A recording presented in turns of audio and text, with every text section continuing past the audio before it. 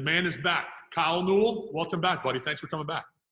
Yeah, and I'm glad to be back, man. Anytime you guys have questions, this is one of my passions, so I'm happy to be here. Well, so if you're watching this, let me reintroduce Kyle. Kyle's the owner of Newell Strength, long-time strength coach, high-level strength coach, has become really the guru of fasting. Now, do you say intermittent fasting or you just say fasting? I just say fasting, yeah. Okay. So a guru of fasting, right, has really become recent. Now, if you're watching this, Kyle's going to answer a bunch of questions. So if you're watching this and you haven't watched the interview we did last week, stop right now and go back and watch the interview, because a lot of the questions that you may have, it'll make a lot more sense if you watch. It's about a half-an-hour interview we did a week ago. So watch that one first, because all the questions we're going to answer today, we're just going to make today a straight Q&A of all the questions that came up from your last interview. Because people, we're coming at you today, Kyle. We're bringing it to you, buddy.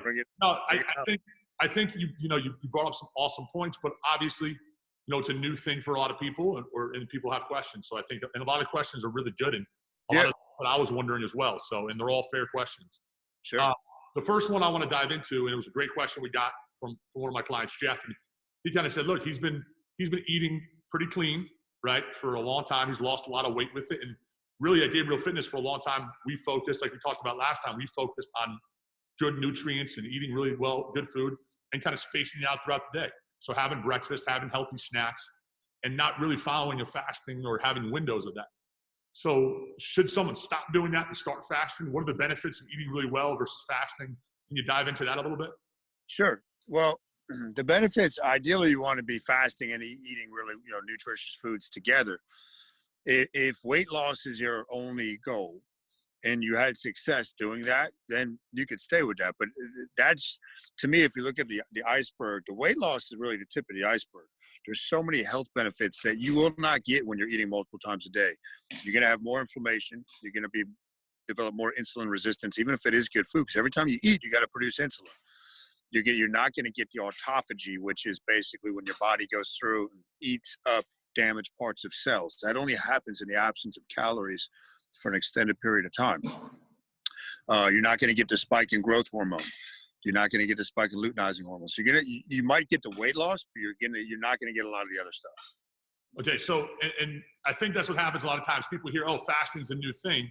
This is the only way that it's going to work to lose fat or lose weight. So you're not saying this is the only.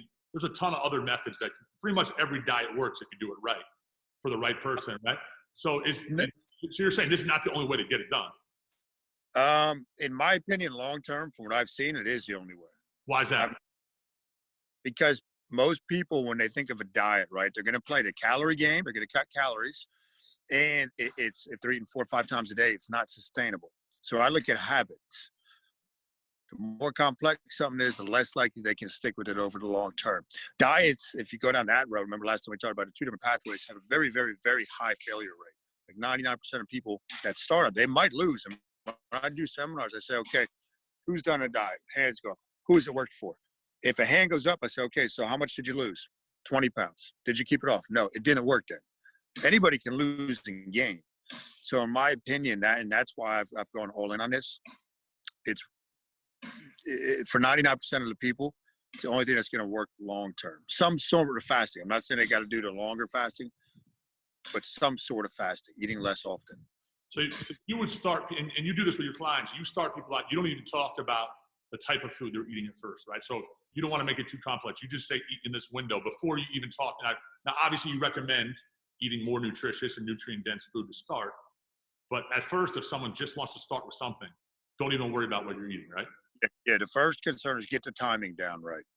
Okay. Just get the timing down. And once they get that and they start building some confidence, even if they're not eating necessarily the best thing, they start saying, man, I can make this a lifestyle.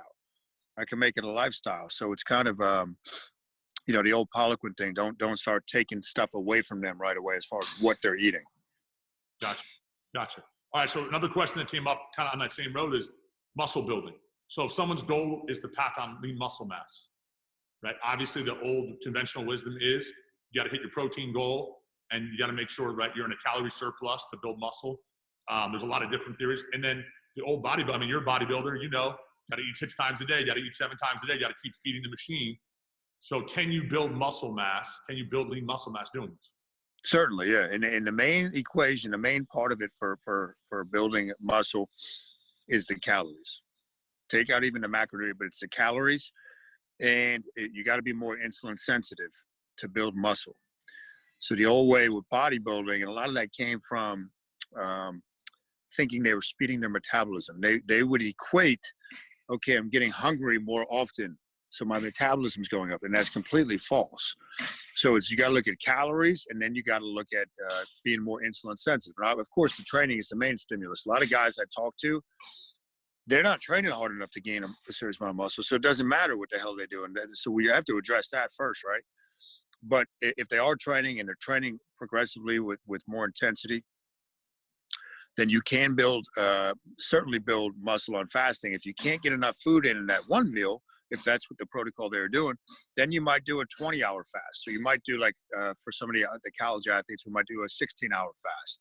So we're still incorporating the fasting, but you can certainly, and you optimize all your hormones, that growth hormone, luteinizing hormone, testosterone, everything is much more elevated and much more ready to pack on muscle if you do it right. Yeah. So another thing that came up is obviously the time that we're dealing with now with the pandemic and COVID, stress, right? So you said last time that starting this, the first couple of days, the first week could be rough, could increase stress. So I think some people that are thinking about doing it, or they're looking at it and saying, my home schedule right now is crazy. All the kids are home. My whole family's stuck in this house. And now you're telling me to stop eating, and basically worried about being in a bad mood and not being able to function in a high stress environment, and we're adding more stress onto it. So what do you say? What do you say to that, Kyle? I say to that, that's a great lesson for people to learn, that they're using food as a drug. Remember, food is a drug. I always start with that premise, because most people don't view it as that. But once you start viewing it, it is a drug. It affects everything internally with the body, hormones, chemicals, all this stuff. So once you're aware of that, that's a win. Because it's okay if you don't want to start it now, but hey, things will go back to normal. And once they go back to normal, if you're aware of, okay, I know when I'm in the house or I'm in this room, I'm going to eat. Because people don't realize how the environments are tied into the brain. They're going to trigger you to eat, even if don't actually need the food, right? So it's just the awareness piece is huge. So I take that as a win. And they can implement fasting later. They could start on a smaller scale. They could do 1 day a week. I always go back to, what is the goal right now? What is the goal right now? If you want to lose weight and you want to come out of this in better shape, then we have to address that with the mindset first. Got it. So you talked about last time your two recommendations are basically the 48-hour fast to kickstart it, or just going to 16-8 and fasting for 16 hours a day and having an 8-hour eating window, right? Those are kind of your two methods. Two starting points. Sorry, there's a bunch of different methods that you can use. I know you have a ton of different stuff. So like you said, the 48 hours is very intimidating. That's a lot of the questions that I got, is they're afraid to do that for 48 hours. So can you talk about what are the benefits of doing that 48-hour fast and getting through that 48 versus just starting out the 16-8? Is one way better than the other, and what kind of benefits can I expect if I choose to not do that long fast? Yeah, the 48 is better as far as if you're going to do it, because then you build your confidence with what we're trying to do, and once you've done it once, that's something you can incorporate. Like you said yourself, you're going to be doing that until you get to your goal. It's much more powerful as far as changing the body. So if you do it once, and then you could start implementing that more frequently. 16-8 is what I found as far as the bare minimum, as far as the effects that people are going to get. And a lot of people won't even necessarily see any weight loss with the 16-8, and they're not really getting those other deeper health benefits with the 16-8. But it is a good stepping stone if people are have fear about doing longer fasts, just to start training. Hey, I can go without breakfast. Okay, and I'm functioning. So it really just depends on where they're at and how, I don't want to say how quickly, but, their time frame for where they want to get to, and when they want to get there. Gotcha. And if you start with that 48-hour fast, you still recommend doing that once a week, picking a day and doing that, or do you jump into 16-8 and you can keep that going for a long period of time? Or do you do the 48 every week still? So if you're just using the 48 to build confidence, you don't have to do it necessarily every week. I recommend doing it every week until people, it's just how I live my life. But I recommend, again, with those health benefits, even if they get to their goal weight, let's say, then they can cut it back and maybe do a 48 every month or 48 every other week. But it is a very powerful health tool that I think people should do at least periodically. I got a question from my man Paul, who's actually my offensive line coach when I was a kid, my first ever O-line coach, and now he's a client of ours. Nice. Now, he did his first 48, but his question is about sleep, right? So his sleep was disrupted. He said, he didn't sleep as well after that or during that fast. Is that a common thing that you see? Yeah, you'll see it both ways. When they do their first 48, some people will sleep like a rock. Some people are wired and they can't sleep at all. It won't keep up. That's not going to be the norm. But when you fast, people don't realize the effect they're having on the hormones of the body, right? And some people, if you're keeping insulin down and you're raising your adrenaline and cortisol to nice levels, you're going to have that, you might not be able to sleep right the first time you do it. Okay, so it's not uncommon to see some disruption. No. And the same thing goes for energy levels. Like people's energy levels may swing. Now, they will stabilize eventually, but everyone's going to be affected by this differently. So during that fast, some weird stuff could happen. Yeah. Oh, yeah. Okay.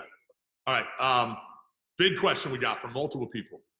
The juice. All right. You talked about the juice last time. We may not have dove in, and I'll post the rest. I got to post the recipe. I gave it to some people. But number one, what's the recipe again? And number two, why? Why is it so important? So, can you do it without drinking that stuff? Can you get the same benefits without using the juice? So number one, let's start here. What is the juice? So the juice, basically 32 to 40 ounces, I recommend, of water. Yep.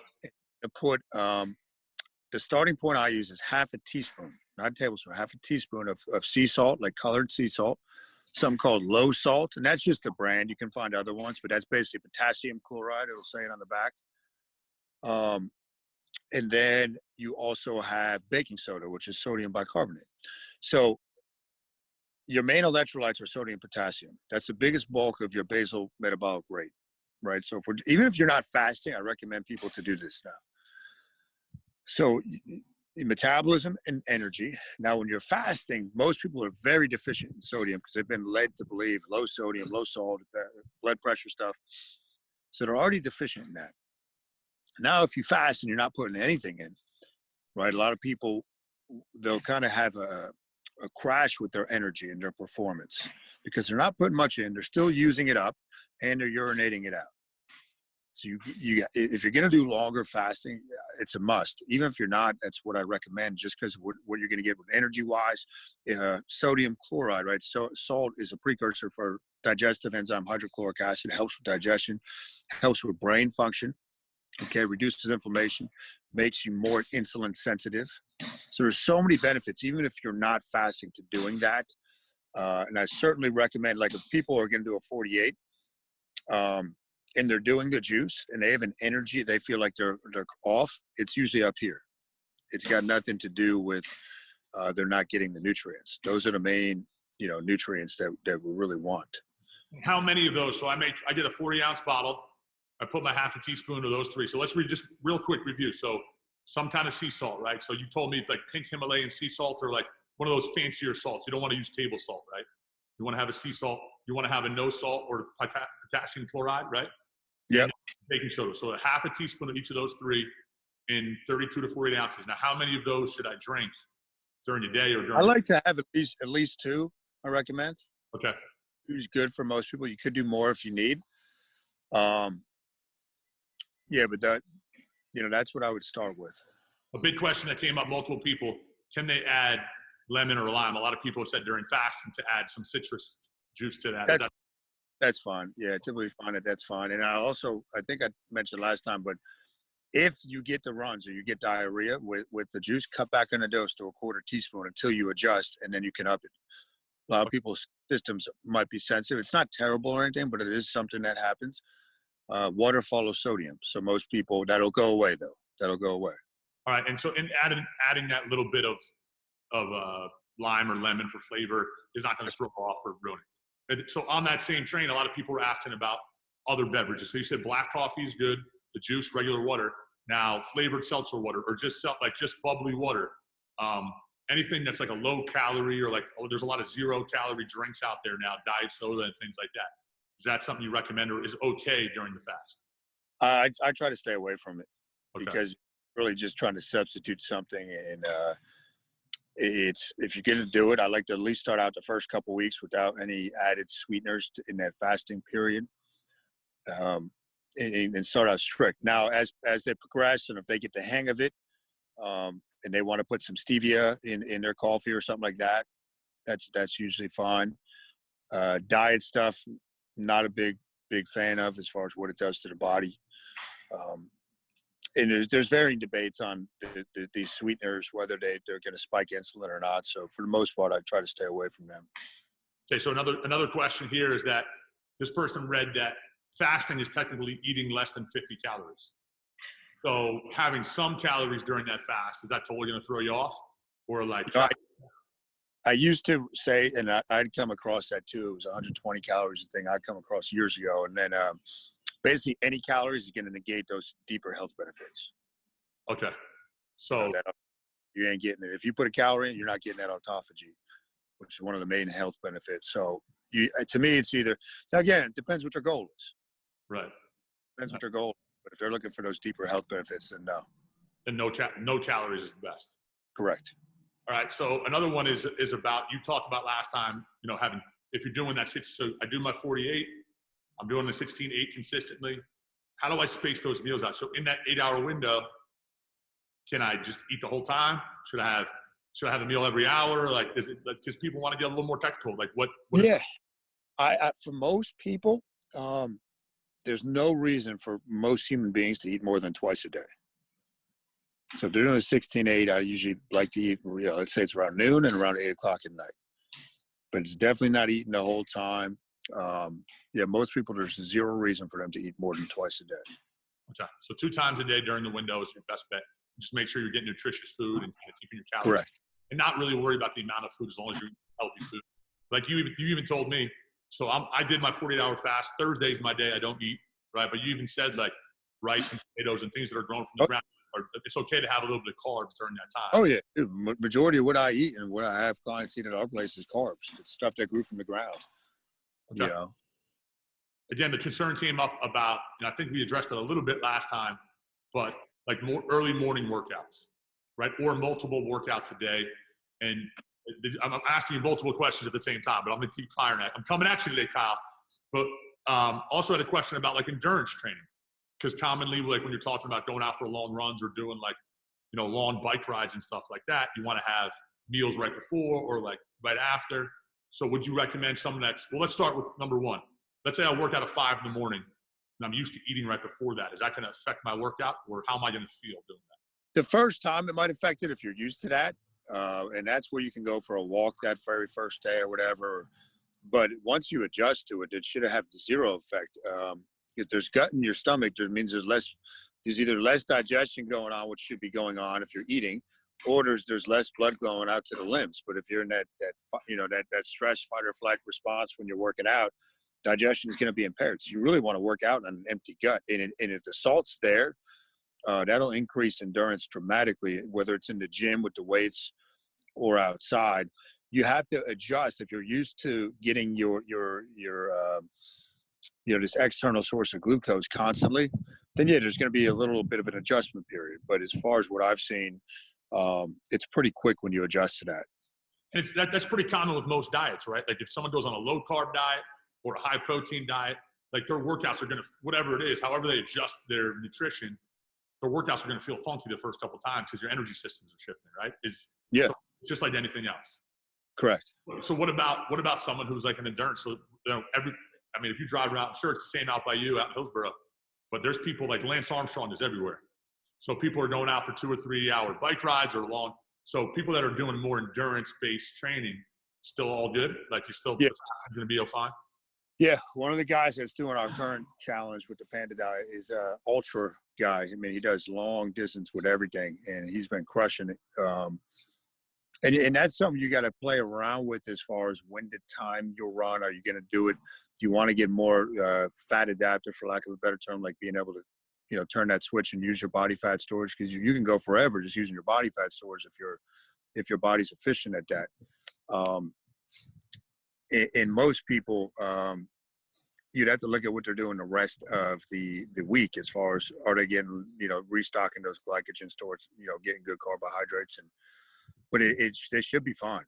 It should be fine. Again, it might have a transition period, but they should be fine. So do you have any tips? My friend Kim asked, she wants to try the 48-hour fast, but is worried about energy levels affecting her work performance, affecting her mood, things like that. Now, do you have any tips or tricks that have worked to kind of get people over? So you're saying there's going to be that transition period. Is there anything that you've seen work well as far as like the mental switch, or, you know what I'm saying? Like, is there any tips or things that you have to get through that? Yeah, a lot of it's that mindset. So if you make the decision that you're going to do a 48-hour fast, that's it. Don't leave the door open until I'm going to give myself an out if I get hungry, because you're going to get a little bit of hungry and it's going to pass. And your performance, especially if she stays with us, your performance mentally and with the job should greatly improve. And it greatly enhances cognitive ability and just efficiency and focus because of those hormones that are hitting the brain. So I would say once you decide. If you get hungry, get up and move. That's a great, the hunger will pass, and reframe the hunger. The hunger, when you feel that, is weight loss happening. That's what it is. That's what's going on. And remember, when you feel hungry, guys, that's just hormones speaking to you. It's not starvation. All right, good. I like it. What about supplements? So people are asking, they normally take, multivitamin, fish oil, things. We recommend supplements here. A lot of people take a daily, and they're mostly recommended to take with food. So would you just push any vitamins into your eating window? Yeah, you could do it in your eating window. Vitamins, a lot of times, like I'll take vitamin D first thing in the morning. There's no calories in it, so I'll do that. Big fan. Yeah. So if you're asking when to take them, and you're not sure, you can take it when you eat. Okay. Quite a couple questions about the difference between men and women, and they've read that women's fasting window should be different. The one was that they read that a woman should do 14-10 and not 16-8. Is there a difference between men and women? Have you seen? There's a difference, and I've read that stuff throughout the years, and I used to recommend that. And what I found is the exact opposite. Women do better with longer fasting. I don't know if it's a psychological makeup, and women, especially women that have, stubborn fat, or hip plateaus, that are menopausal, premenopausal. They can really smash through this with longer fasting. So, yeah, I think that was, and I look at stuff I've done with clients, like actual empirical evidence. Some of the studies will say one thing, but these people haven't done anything. So I look at what's actually worked, and women definitely do very well on longer fasts. And can you talk? This is a question for me. I know a lot of the research on longevity. There's a lot of longevity. Dr. Peter Attia. I know he's a longevity expert specialist, but he's a big proponent of fasting as well. So when you're talking about longevity and why is fasting? So we're talking short term, getting into this thing and making it a lifestyle, obviously. But can you dive into more of the long term benefits once you get through that and you kind of you make this your lifestyle? What is the long term benefit? Long term, and it's interesting because long term fasting studies have never really been completed. But if you look at what goes on internally, right? And you get that autophagy again, which is the body will go through and clean up damaged cells and debris and like the garbage. It'll go through and do that. So that's obviously got a lot of health benefits. It reduces inflammation. Well, I don't want to cut you off, but you're saying that repair can only happen when you're not eating. Correct. And eating, and really, you're not going to get that until you're really crossing that 24-hour mark, getting into the 48s. You're not going to really get that on a 16-hour fast. So, yeah, you got to go without food to get that effect. And that's why just doing a longer fast, even if you're going to do it once a quarter or a couple times a year, that's a good thing. So you got that as far as longevity, reduced inflammation. So people have to remember the root of every disease really is inflammation, whether that's stress or eating too many acidic foods, eating too much protein, not sleeping enough, doesn't matter. So we want to reduce inflammation. So reducing inflammation will lead to longevity. You also have like telomere length, which is basically, guys, if you look at cells, like the end of your shoelace, like those little plastic pieces of that. Every cell in your body's basically got what's called a telomere. As we age, they shorten because the cell replicates. So if we can slow that down, we can actually age less. Fasting has been shown to help with that. So you have those benefits. You have increase in all those good hormones, growth hormone. Like a lot of people will go to these anti-aging doctors for growth hormone, and it's really an anti-aging hormone. It's going to help keep us young. It's going to keep the skin more pliable, looking healthier. It's going to help us stay leaner. So there's so many longevity benefits to it. And that's what I said. The weight loss is really, obviously weight loss is going to lead to longer life too, but that's really scratching the surface, the weight loss. It's the deeper stuff that you might not see, but down the road in your life, if you live a long life and don't have any accidents that cut your life short, you should notice a greatly improved, in my opinion, quality of life. Awesome, man. Last question. We got to touch on alcohol every time. Everyone always asks the booze question. So I think we talked about it a little bit last time, but if you're going to have a couple drinks, a glass of wine or a bottle of wine, whatever everybody's drinking out there now, we're still going to count that within the window. So if you want to have some drinks later in the night, you said just push that window back a little bit? Correct. Yeah, just do that. That's it. And again, that goes back to habits. I mean, people like to have their drinks. I can tell them they can't have drinks. And it's you just have that within the fasting window. I think I messaged you. I like that's when I have my beers on the weekend. I like to start, break my fast with a beer or two, because you get a quicker buzz too. So if I do that, let's say I'm doing my 16-8 right now, right? And I push that window back. Does that throw me off the rest? Should I do that every day following that? Does that make sense? No. Go off? No, you can even, it doesn't really throw it off. You just got to shift back that next meal, or you hop back on your regular thing if you want to, I'm sure you've seen it. People can get neurotic about, like, I'm doing 16-8, and then I shift it a little bit. So now it turns into like 18-hour fast, and I push it 2 hours, and then do I have to keep pushing it, and then it throws my whole schedule off. But don't freak out. Don't get neurotic about it. No. Like the 2 hours here or there is not going to make a world of difference. No, even when I'm doing a one meal a day, or even like the 48s, I'm not sitting there with a stopwatch. It's like, all right, Sunday night, we're going to eat Tuesday night. Some nights I might eat or early dinner for me might be like 7:30. The next night it might be 9:30. So I don't stress it. Awesome. Kyle, man, I appreciate your time, brother. I know you're a busy guy. You got young kids, so thank you so much. You're welcome. Anybody watching this, I recommend that you find Kyle Newell on Facebook, because you post, what do you do? You're doing more than a video a week now, aren't you? Yeah, I was doing a couple a week now, yeah. You're like Johnny Carson, bro. You're on every day, man. So if you want, he dives deep, and he's standing on the whiteboard, and he gets into the cellular level of the stuff and really dives into science. So follow Kyle on Facebook. He's got tons of awesome videos on there, tons of information. If you have more questions, maybe we'll stir up more questions on this, and we'll bring you back, Kyle. But I had to have you back because you're a very popular guy around these parts now, man. So I'm happy to hear that. I'm happy to come back anytime, okay? I appreciate your time, Kyle. Thank you so much. All right, big time. Talk to you soon, buddy.